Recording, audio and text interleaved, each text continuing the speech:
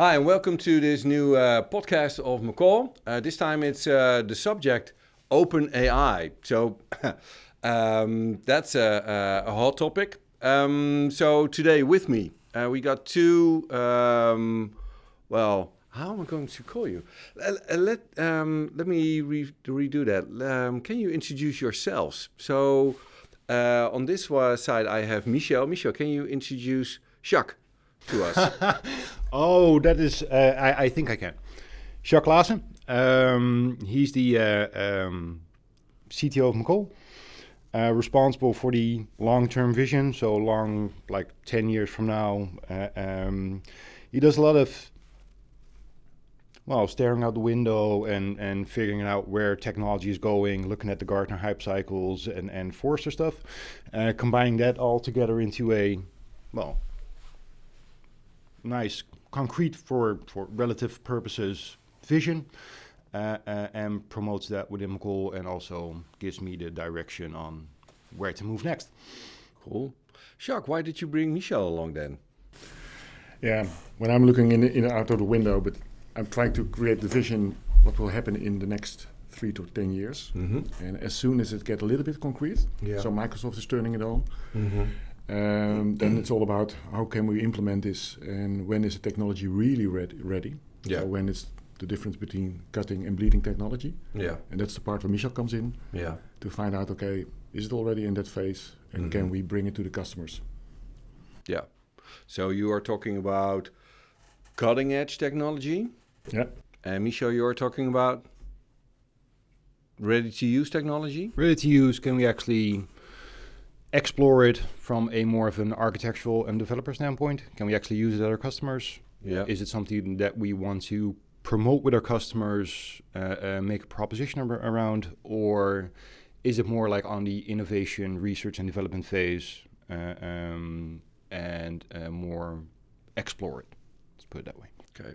So today we're going to talk about OpenAI, and with these two people on the table, Michel, Jacques, we're going to take you through, okay, so what's the horizon in a few years' time? Where are we heading to? And what can we do today to make sure that we're ready for that? And we are grasping the real value of that technology that has been out there for quite a while, but now seems to be getting at a point where it's entering our day-to-day life.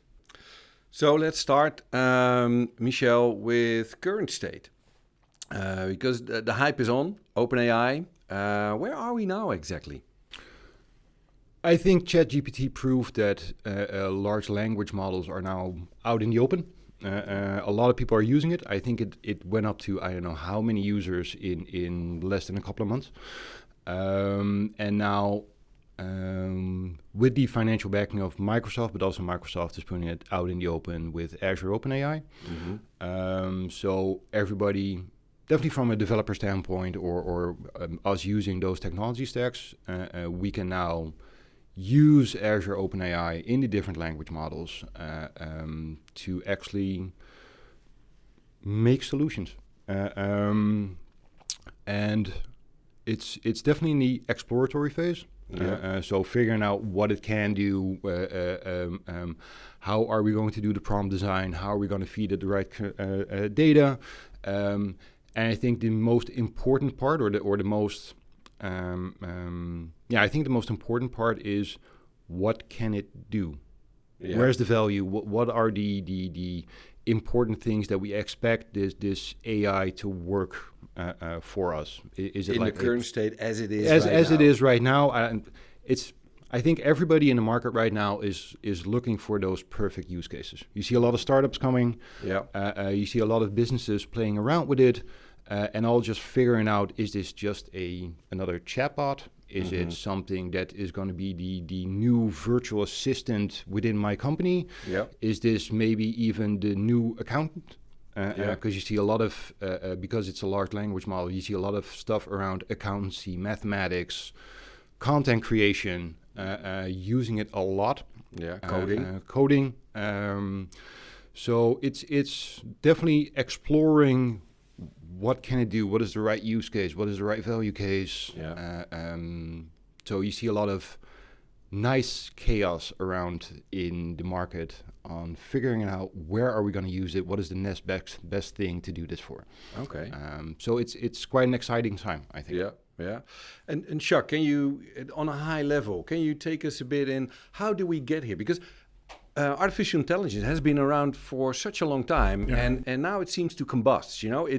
Somehow a few things come together, like Michel is already saying, the large language models. What are the big steps we have taken to come to this point, and what are the big steps that we take after this point? And then in 15 minutes, yes. Now, yes, please. Yeah, yes, please. AI has been around, I think, decades already. Yeah. So if you look into in the past, in the early 50s, already there were some chatbots around. Mm-hmm. All very basic and essential. Yeah, sure. So we are thinking on this a lot. I think in the 80s we saw a little bit of data mining popping up. Yeah. And that's basically a part of AI. Mm-hmm. But we use that in a kind of exploratory phase, laboratory phase. Okay, mm-hmm. Can we put it to use to predict specific things in the future? Yeah. And when you look to AI as a whole, mm-hmm. It's a kind of generic. There are three phases in AI. Yeah. Which you called ANI. It's artificial narrow intelligence. And that's the phase we are currently in. Yeah. And that's the application of AI doing one single human task. Yeah. For example, creating content. Yeah. So this is what you see happening a lot right now in this, what Microsoft calls co-piloting. Yeah. So I'm doing a task and I get my AI buddy in there, and that buddy's helping me doing that task. Yeah, and that task, he can do it on a human way, so as good as a human on that specific task. So that part of it, performing like a human, that's the trigger right now. Yeah, and that's single tasking. Yeah, single tasking, acting like a human. Exactly. Okay. The next phase we are about to enter, and I think that will happen in the next decade, is that we can be on the equivalent on a human on all tasks. Okay. And that's called artificial general intelligence. Yeah. And what you now see with the generative AI, what we're now seeing with what Microsoft is doing, is basically a step towards that decade. Mm-hmm. So we are really stepping up on it. Yeah. In which we combine huge sets of data. Yeah. And it can be documents, it can be normal data, whatever. Yeah. On a level that we as humans can't comprehend anymore. Yeah. It's too complex. Yeah. And that engine combines it to a kind of useful information to create content for us. Yeah. Yeah. So it's a step towards that new decade. Yeah. And that new decade is all about, for a lot of people, what we know as the fourth industrial revolution, that we can create complete autonomous systems. Yes. Okay. And I think a good example still is the cars we are driving currently, autonomous cars. Yeah. But that's still a kind of early stage. Yeah. What's going on around there? Yeah. Yeah. And we are now entering the phase that we are able to combine huge sets of data that we can compute on that date really quick, what could be a kind of prediction for the future. Yeah. And when that comes together, okay, we ultimately will go to something that's humanoid. Yeah. Okay. So that is the third horizon, way past that, also generic artificial intelligence. Yeah, that's we expect that in the next 2 decades we're going to be on the level of humans. Yeah. And then when you read articles, they say around 2040, 2050. Yeah. Yeah, it will be the next level. Yeah. That it will outperform humans. Yeah. So there's a lot of dimensions when you're talking about this topic. And this is what we see in the clutter of all the news that is around this topic. So we see companies struggling with, and people struggling with, hey, what can I do with AI today? Like you say, Michel, what are the use cases? Yeah. Where's the value? How can I, be more effective, efficient? Starting from how we work today. And on the other hand, there's a lot of other topics around it, but these are more related to the future. The generic artificial intelligence, like you said, the humanoid stuff. Then you're talking also about, hey, what's the ethical part of AI and that kind of stuff? Yeah. Okay. Let's zoom in first at the value cases and the use cases right now. Michel, what are use cases that we see currently on the table? There's been a lot of talk or research going around with your own virtual assistant. Yeah. I used to laugh about this because everybody has the Google Assistant or Siri and whatever. And definitely I have a big problem with Google right now because if I want to turn on the lights, it sets a timer. And if I want to set a timer, it turns on the lights. So I never really thought that would be a valid use case.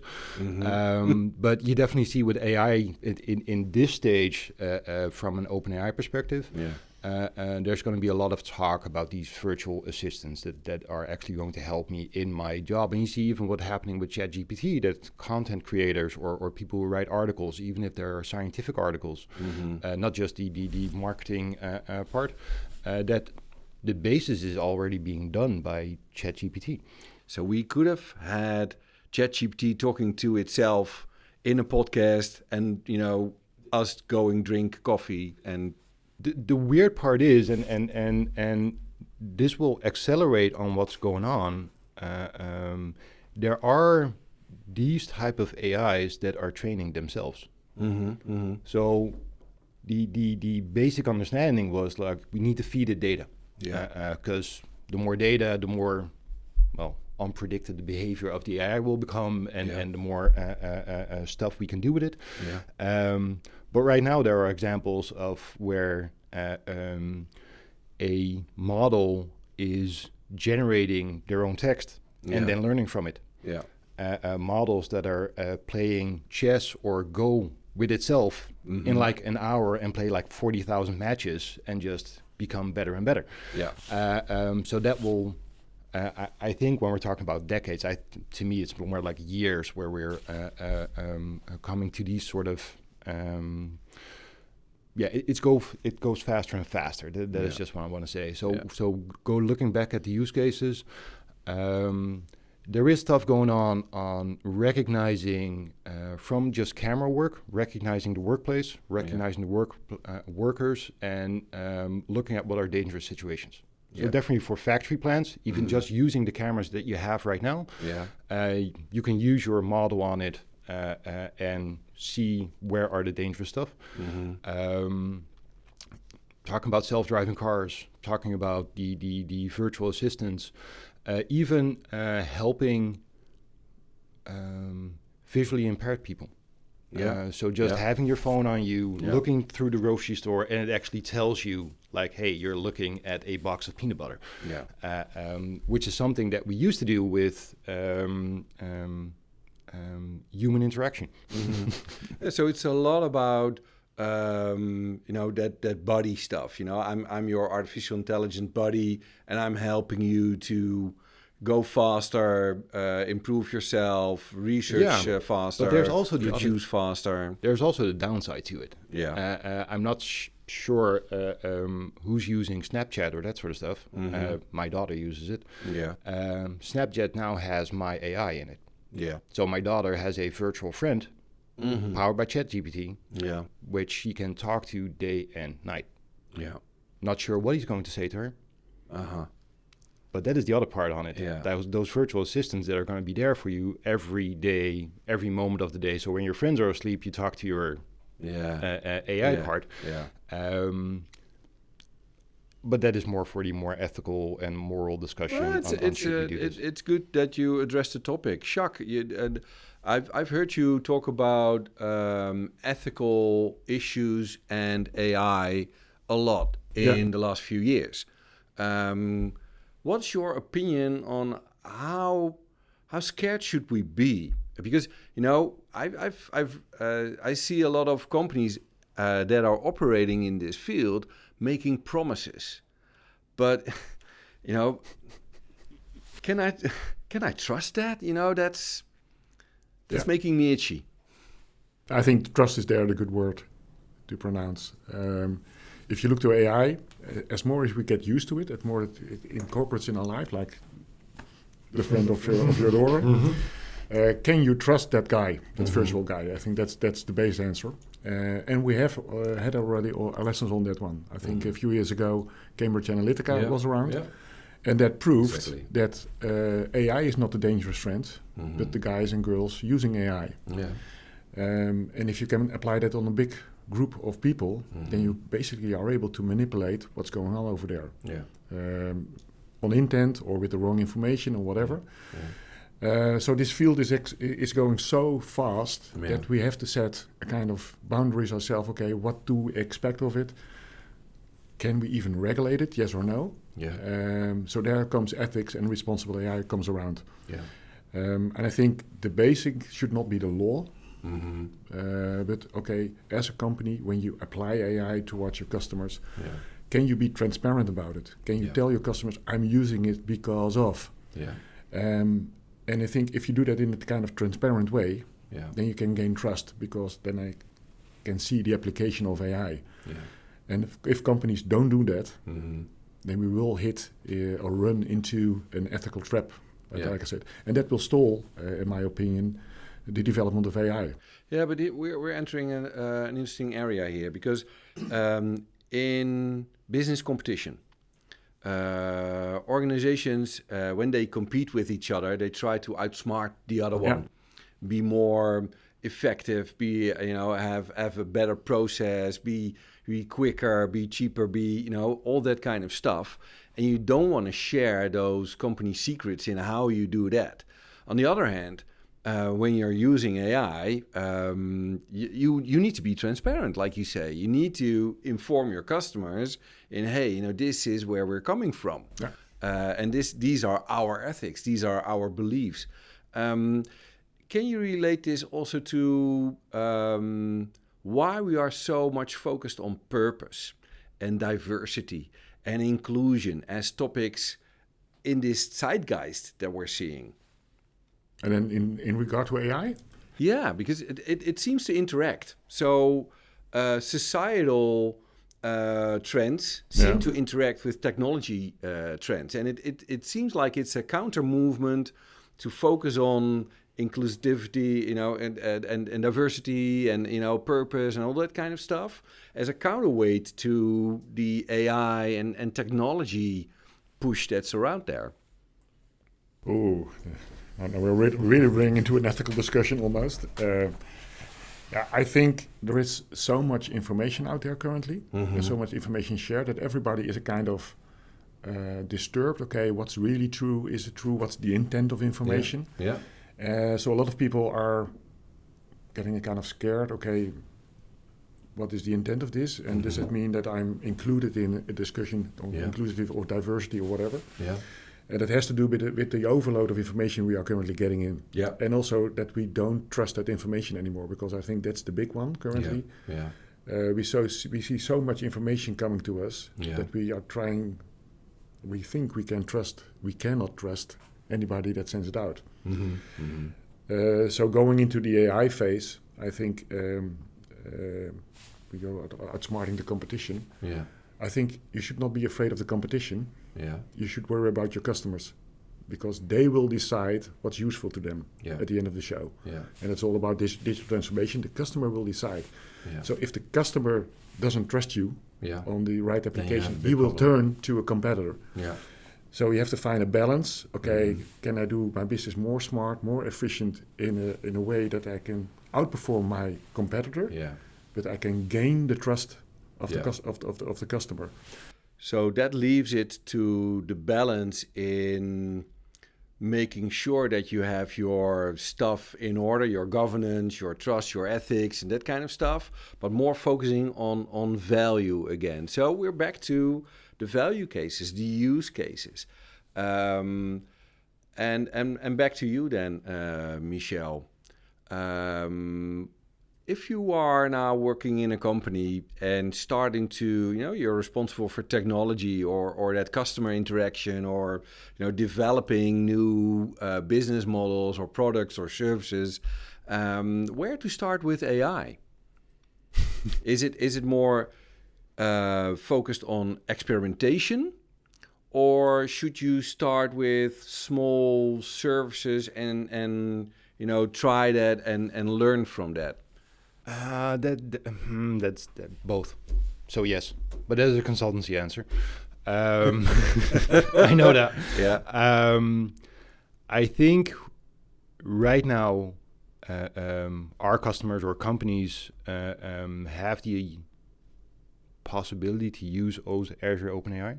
Yeah. But I think the most important part is, where do they want to use it for? Yeah. Because they right now have, at least in an experimental phase, the chance to completely rethink what they're doing and how they're doing it. Yeah.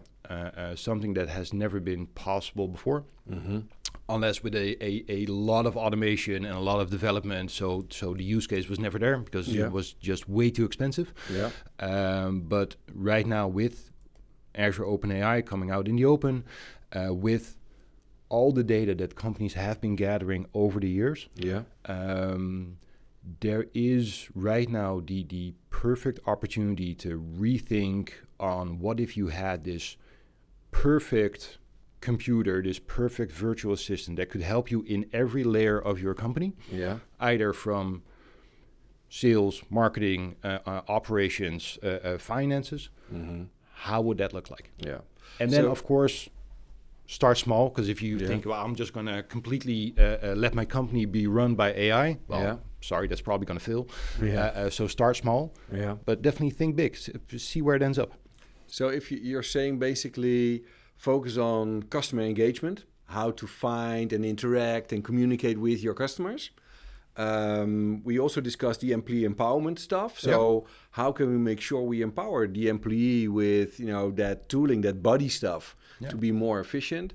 And on the other hand, the operational excellence. Are these the three big areas to focus on? First one shortcut on this one. If you look to OpenAI, what we currently do, the GTP stuff, that's all about language models. So AI is far more than just language models. Yeah. It's just a small part of a bigger concept. Yeah. So if you look to Azure OpenAI and GTP, I think the first step companies have to make is really find out what value they have on their information. Because you think you have lots of information, like they do have lots of information. Documents around, all kind of databases. That companies have to find out when be able to combine that information. What will the information then be? Yeah.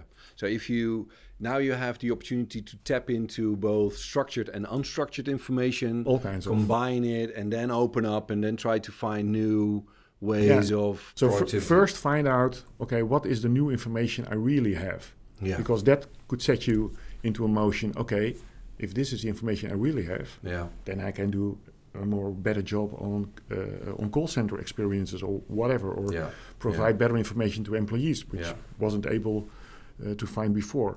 So it's about finding new value in the current set of information that you have.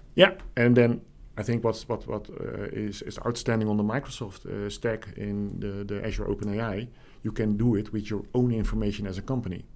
So you don't share it out in the open with the public. You can do it with your own set of data. There's enough skill in there. There is enough skill in there. So it's also it will be hidden from your competition. So you can do it in your own environment. Find out what the value is that you have within your own company.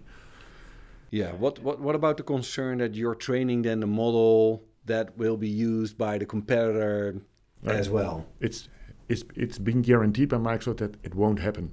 So it's on a contractual level. They won't do it. Yeah, but then we still hit as soon as you gather all your information from your company and put it in this Azure OpenAI, then we still are back to the more ethical discussion of this. Which is important, because if you gather all that data, you don't know how your AI will develop. Will it be biased against, color, race, whatever? So I do think, and there is an awesome video on this part called The AI Dilemma by Tristan Harris and Asa Reskin. We'll make sure that the link is in awesome the stuff. Which definitely explains more. It's an easy to watch, but if you're interested in AI and where it's going, it's awesome to just have it and spend an hour of your time looking at it. But definitely companies using this Azure OpenAI, I do think they have a moral obligation to also test it for these biases that might occur. I mean, I don't think they do it on purpose, but it happens in the model. Yeah. And if you don't test for it, if you don't look for it, you're not going to find it because it's huge. You don't know what your AI is doing. It's too complex. It's too complex. Yeah. So that is just a concern I have in these sort of creating solutions. But then again, it's then an excellent idea just to start off, see where the value is in. So you can also find out, okay, where are my ethical boundaries, or where should they be, instead of you have to run into a production mode somewhere down the line. Yeah, it's testing. It's I made a plane and I haven't tested it, but sure, it'll fly. Yeah. And that is something that's going on right now. We're just going to put them out in the open because it's AI. I need to have my competitor advantage. I don't want to miss out here. Exactly, don't want to miss out. So just do it. And then figuring out in the production phase or while it's interacting with your customers that it's, well, maybe ethically not really good to have this out in the open. Yeah. So this is why, business and technology, that fusion between them is becoming so much more important. You, as a CEO, you can't afford not to understand what's happening here. Yeah. You got to be in control on this part as well. Yeah. Yeah. You're entering a new territory, and you have to find out what's there for you. Yeah. Because like you said, Jacques, it is about the trust with your clients. Yeah, it's for you to find out what's there that you can use. Yeah. And the application is, okay, you have to gain the trust of your customers that you're doing it the right way. Yeah. And that's the ethical discussion, because the ethical discussion is always a personal discussion. There is no ethical law. It's what you think that's right. Yeah. And the you is the customer. Yeah. If he thinks or she thinks it's right, then it's not ethical use. So that leaves us with one angle not discussed. So we talked about ethics, we talked about value, but it's also about solving new problems. Yeah. So what are your thoughts on that part of this topic? You can do new stuff, but it creates new problems as well. Or it can solve problems that you couldn't solve before. Yeah. What's the part? To me, I love looking at the opportunities that it brings. Yeah. If you definitely look at the more research-related AI stuff. Yeah.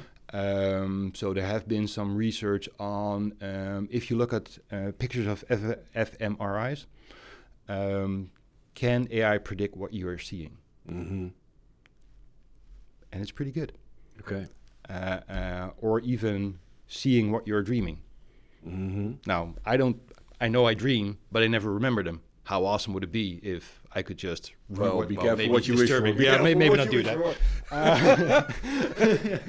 Wrong example. Yeah, exactly. Can we get this part out? Maybe that's for after editing or that sort of stuff. Let's not do that.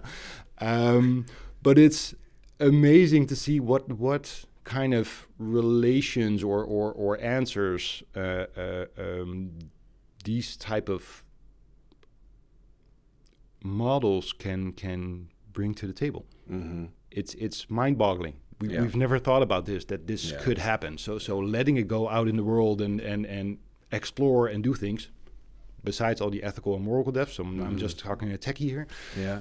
There's amazing stuff that can happen. So I really like the opportunities. So if you are listening and wondering, OpenAI, I need to step in. First thing to do is make sure that you're doing this together with business and you're thinking about that customer. So, that trust, that value part, combining that, go and experiment, find that value. Yeah. And the second step then is start experimenting in where can we find new problems, new areas of... Yeah, and also coping with problems. If you look to OpenAI, I think the cases are there. For example, if you look to the Copilot stuff, will that replace a developer? In the consulting business, that could be a question. Mm-hmm. But also when you look into a company, research could be done by a GTP engine. Yeah. So what's left for the researcher? And that could be any employee. Yeah. We should not be scared about it because it will happen. Yeah. So the big question is then, okay, how will it redefine my work, and what will my work will be? And that's also one of the applications. If you go for it, think on how will the new way of work look for a developer in this case, or a researcher, or anybody out there in the company. Don't think of the problem, but what is the next job? What's the V2 version of yourself within the company? And you have to explore it. Jacques, what's in the final step of this podcast, what is your big tip for the CIO looking at this topic and thinking, oh, wow, where do I start? What we're currently suggesting for a lot of companies, because you can talk hours on this one, and it will stay kind of a generic thing. Start a kind of lighthouse project, combine the information you have, all the kinds of information, let that engine run and see what information comes out of there. And from there, take it on to your business, to your customers, and not to the customers in person, but what could it do for the customer? What could it do for my employee? So you can really start thinking about digital transforming your organization. And it's just a mindset you have to get in, what it will mean for you. Finding that value, start experimenting with lighthouses. And we don't think those are super expensive or big projects you can do, but put it in your mind, put it to use to be prepared for the next step. And I talk to a lot of people, they think, okay, will this go that fast? We are now talking about ChatGPT like it's been there for ages. It's been there for 5 months. Talking about speed. Yeah, it's going fast. Michel, closing words to people working with the technology, doing experiments. What's your core message that you would like to give them? As if avoiding pitfalls, or remember this one because it's going to be so generic. You're that consultant, right? No, but because the field is so broad, and it's impacting so many people that just giving like pitfalls and that sort of stuff. I mean, of course, your data needs to be in proper order so that you can actually get the result that you want. So a bit of data governance is in place there. We see still a lot of companies that don't have their foundations in the right order, right? Of course, everything is stored in documents, movies, or whatever, and nobody has in 50 different languages. No clue what's in there. Go fix your foundation. Exactly. I think that is the most important part for working with this technology. Is start off with your data, get that in order, get the data engineering, data governance, get that in order before you actually start. And of course, if you are just experimenting, then it's fine that you don't have everything in order, but you're just experimenting, figuring out how it works, what it does, does it give some results. But it's if you start off with wrong data and you think this is going to be like your next best thing and transforming your business, then you need to test it very well because it's an age-old saying, shit in means shit out. And that is definitely true here. So this is nice. So we're ending this podcast on the insight that there's a lot to happen in the near future.